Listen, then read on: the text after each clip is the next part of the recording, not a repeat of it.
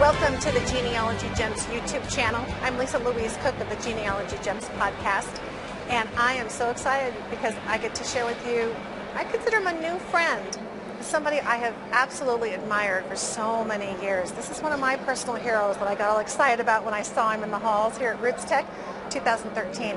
That's Mr. Darius Gray. Hi, Darius. Hi, how are you? I'm doing good. Are you having a good time here? I am having a fabulous time. It's bigger and better than ever. It always is. More information than I can absorb. I know. You just feel like your head just spins around. Just kind of like your class. You had so much information in that. I loved it. And we're talking about Google Earth for genealogy. We are indeed. Yeah.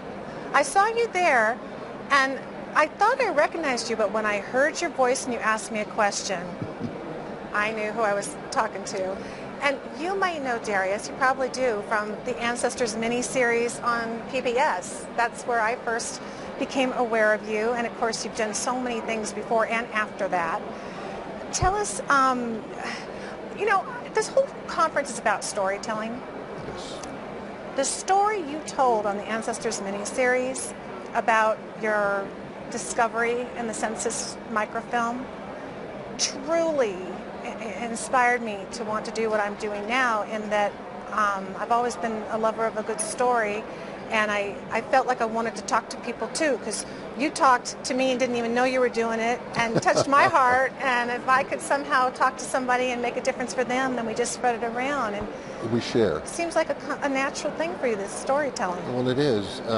You know, as you were saying that, I flashed back to my childhood, and I can see my mom cleaning house, and we had a break front, and in the left-hand side were 3 drawers, and in the lower drawer were the family pictures, and they were in a couple of boxes, you know, a shoe box and something else.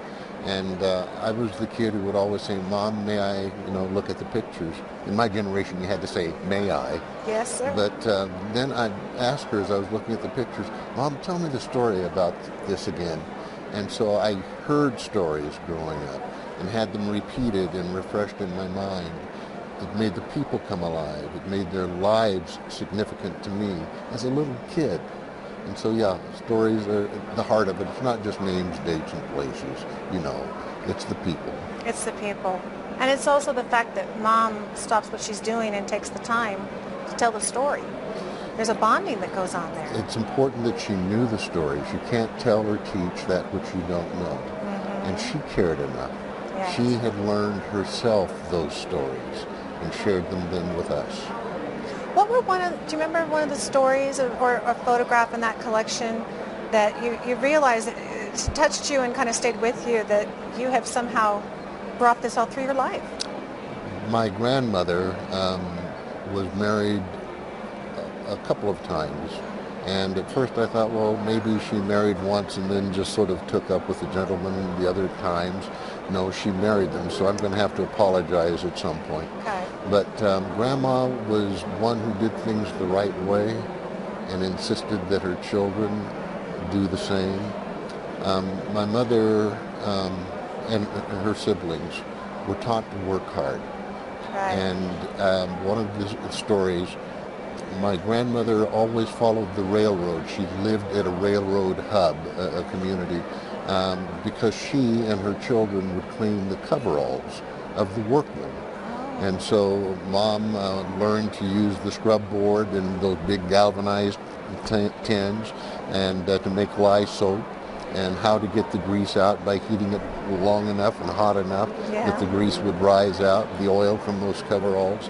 And I've been to some of those locations where the family was, and I've seen the house where they lived. And I can reflect on the story and see my mother working as that child who then taught us, her children, the value of work. Mm-hmm. The value of work and passing that on. And yes. Sometimes I wonder, you know, we always feel disconnected. Sometimes we think the next generation's not getting it. What do you recommend? I mean, there's people watching and listening who are saying, oh, he tells a really good story, but how do I start talking to my kids? I'm not sure they're going to want to talk to me. I think we all have good stories in us, and maybe it's just finding the right time and the right setting to let them come out. When I was talking to my mother in later years, I used to take an old clunky video or audio tape cassette and put it down. And you know, if you hold a microphone in front of someone, anyone's going to freeze up. But nowadays, with the digital, you know, recorder, get one, turn it on, sit it down. But for your kids, it's the same sort of thing, making the time and the place appropriate. If it's while you're baking cookies, if it's while they're cleaning their rooms, whatever, and just ask them what happened in your day today, and be able to listen rather than to try and go on to the next thing you have to do. Multitasking kills a lot of communication because we're always in so much of a hurry. It's so true. And so simple things, even making the bed in a room, you can tell a story and talk to one another if you're not always hurrying to get on to the next task. The hurrying gets in the way, definitely. It does. Shortens the task.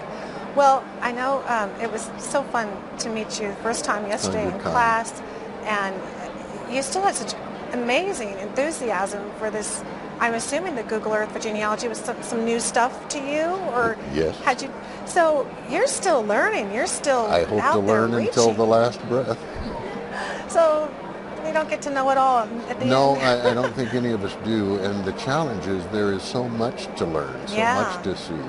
But you need to pick and choose what it is that holds your interest. Your class held a particular interest to me.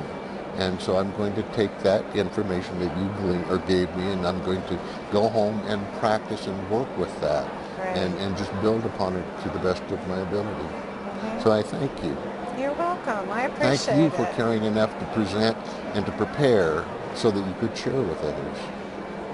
I love doing it, and I think everybody here, there is some kind of energy going on. It's like everybody's sharing, down from the newbie who learned something new in a class and sits down and tells the next person in the next class, to the experts they have here. Boy, this kind of sharing is just what it's all about. Kid in a candy store. Kid in a candy store. And this has been such a treat for me, and I'm so thrilled to be able to share a little bit of Darius Gray with you. Thanks for joining us. Thanks, Darius. Appreciate it.